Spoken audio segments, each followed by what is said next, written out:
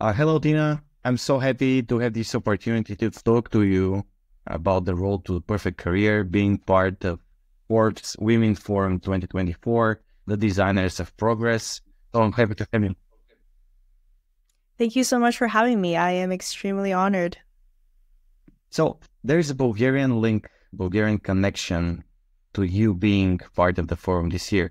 Would you mind sharing us a bit more about that? Yeah, for sure. So I was an instructor for a couple courses from 365 Careers or 365 Data Science. And that is when I met Ned, who is the CEO of that company. And we worked together and we've also become friends over the years. That's great to hear. Thank you, Ned, for making this connection possible. Tina, you are describing yourself as a person that works as a YouTuber and data scientist and creating courses for the Lonely Octopus. Tell me more about your current career, where you are at the moment. Yeah, for sure. When people ask me that, I never know how to respond. It's like, what do you do, Tina? I'm like, I don't know. It's hard to say. But I can tell you the things that I do. So I consider myself content creator.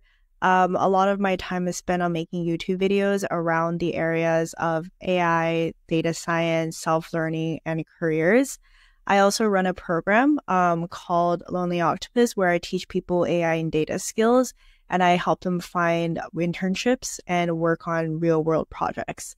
So I would say that is the majority of what it is that I do right now. I can really say that my career, whatever it is you want to call this, is something that I definitely made for myself. Like, I did not apply for this specific job. I totally get you as a content creator myself. My first question in regards to career always goes into the depthness of education. You have a very interesting video on the topic. Would you go through the same educational path if you were to make this journey all over again? And I love the content that's focused on reflections. Tell me a bit more about like what's the actual journey that led you to Meta, that led you actually into content creation later on. And have you had any newer realizations about like directions that you could have made on the way there? It's a great question. Steve Jobs in a commencement speech once said that all the dots that you have that seem like they're really random in your life, when you look backwards, they all connect somehow to where you are now. And I think that is very much characteristic of my education to where I am right now. So I started my undergraduate in actually pharmacology, which is the study of drugs, because my mom told me to be a doctor. So then I was like, okay, so I guess I'll be a doctor. But then I figured out a little bit late in my fourth year that I didn't really want to be a doctor. So I didn't know what to do. I did cancer research for a year, and then I did my master's in computer science. Then I explored, I worked in software engineering for a little bit. And then eventually I landed up in data science at Meta. And along the way, at the same time as I was starting to work at Meta, I just started a YouTube channel. This was during COVID. So I honestly don't even know why I started it. Just for some reason that day, I'm like, I think I'm just going to make a YouTube video. So I did. I'm very happy that I did. And I just kept on making YouTube videos while I was working. And as my YouTube channel started to grow, like I realized that, hey, like maybe I can take a risk here and then see what ends up happening with my life. And that's kind of how it happened. Yeah, connecting the dots looking backwards is one of the messages that I try to spread around, because people feel obliged towards family, towards peers. Should I have education? Like, should I have a degree? Should I focus on like prestigious careers? Like people like me and you, as I have also quit my well-respected job to pursue something that's not that common here in Bulgaria, especially with a very, very small Cyrillic market. But it gives you fulfillment. What does your current job, I'm going to like say a job like what you do for a living, make you feel about yourself and your life? It makes me feel like I'm doing something purposeful. When I was working different jobs, like, don't get me wrong, I'm the first person to admit that I am definitely a sucker for prestige. That's why I went to like schools like University of Toronto, University of Pennsylvania, Goldman Sachs, Meta. Okay, like I have done that. So in some ways, because I've done that, I understand what that means, right? And that's why, like, where I'm currently at right now, I just feel like it's a sense of purpose that I didn't really get elsewhere, probably because, you know, this is, again, a career path, like a job that I designed for myself. I think it's a job that utilizes my strengths and my interests and use that in a way that can help other people a lot more than, say, if I worked in a job as a data scientist. We both come from very prestigious companies. I've worked for Lufthansa Technik, you've worked for Meta. And nevertheless, we took the leap of faith. And if we were to re-listen to what you just said, you were describing the perfect career without any prestigious companies involved. Is it the answer to the question, what is a perfect career actually? I don't know. I don't know what a perfect career is. I think perfect is it's a word that is very tricky because even careers themselves, the perfect career for you right now, the perfect job for you right now may not be the perfect job for you in 2 years, in 5 years, or in 10 years.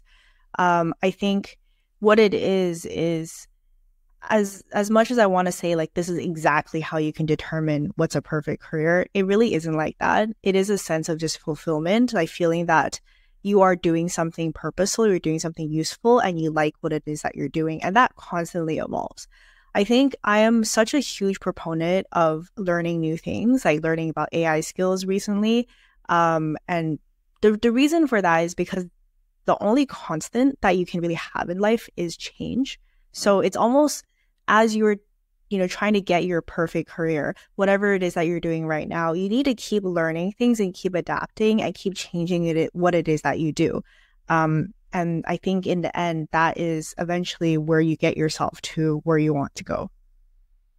Having in mind that AI is the elephant in the room at the moment and people are either like piggybacking on it, like everything is AI, and others are totally denying it. Isn't AI a tool very, very nice way of having a reflection or something to talk to about your aspirations professionally as well? Do you happen to talk to ChatGPT or whichever tool do you use about what should I do or what are my options for projects or work? I think I talked to ChatGPT an embarrassing amount. If you actually ever look at the chats, yeah, there's too many things that I talk to ChatGPT about. But when it comes to career-wise, I think that's the hard part because you can ask ChatGPT, you can Google a lot of these careers, like what's it like to be a data scientist? How much do you get paid, right?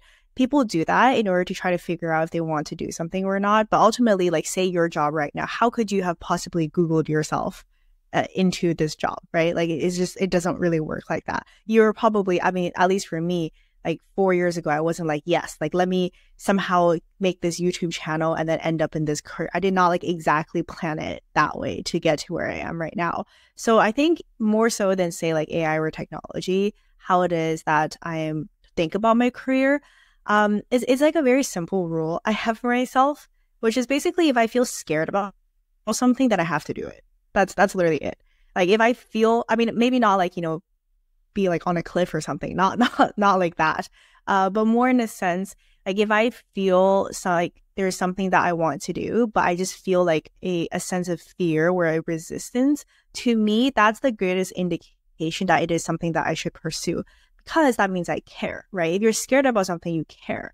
And ultimately, that thing that you're scared of, at least for me, whenever I chose it, it always led me to a much better place because it forced me to do something different than what I'm currently doing, to learn something different and to take a risk. And that has, like, I have not regretted doing that at any point. and more we're diving deep into the values that actually define your good choices in life. And currently you were just describing your value of progress, of getting better in what you do. And this is something that we share. If I were to answer this question, I would say that we focus too much on externals and not enough on internal things, like what do we love doing and what do we love feeling good about after we've completed, or projects or things that we've done in the past that might point us into a great direction too. So one of the things that I noticed on one of your videos was the fact that you actually said currently 2024, people should not focus on getting a master's degree. You were like talking about mainly US, right? Well, I don't think I have the ability of talking about more than the US and Canada because I'm not as familiar.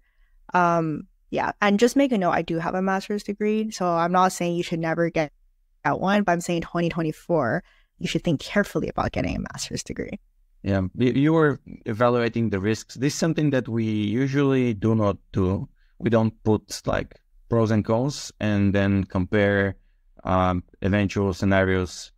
We are too emotional to make such decisions. How do you focus? How do you prevent yourself from being too emotional while such an important decision is at stake, like a big project or getting a master's or like switching career paths? It's a good question. So how do I prevent myself from being too emotional? In some ways, I don't think I do, right? But I remember how I was telling you about whenever I try to go towards things that I feel scared about because I know that it's something I care about. I think that's like one of my biggest, like, that's how I know that something is important to me, at least. Like, okay, I feel something.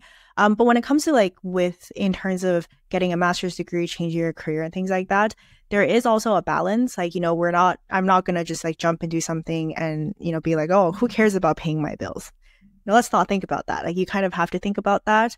Generally, when you weigh your pros and cons about why you're doing something, you'll find that there's a lot of doing a little bit of research, you'll find that there's a lot of ways to achieve your goals by maximizing what you care about. Like, for example, if you just want to get a new job, right? Maybe do you really think that master's degree is going to help you? Like, you can go through and systematically approach that question to see, are the graduates people who end up, getting into the job they want? Is that what you want to do with your life? Does it matter? What's the return on investment? So if you think a little bit more carefully about these things, you'll find that maybe a lot of what is common convention is not actually a very smart thing to do.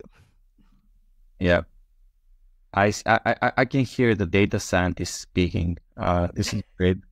It represents the way that you make decisions in a great way, like doing research, checking things online that sound too good to be true. You are pinpointing towards the way that University of Pennsylvania have used data to like make situations sound a bit better than it actually is for last year's people that are applying for masters. So having all these things in mind, if you want to say something to the women in the room at the Forbes Forum today about choosing or switching or pursuing their ideal, let's say, careers for themselves, what's your message? Oh my gosh, there's way too much. I don't know if I can get through all of it. There's one thing that I can say to the women out there. Women have a tendency to self-sabotage. We don't think we deserve opportunities, so we just decide that we're not going to do it before you even try. I've screened through a lot of resumes. I've hired a lot of people in my life.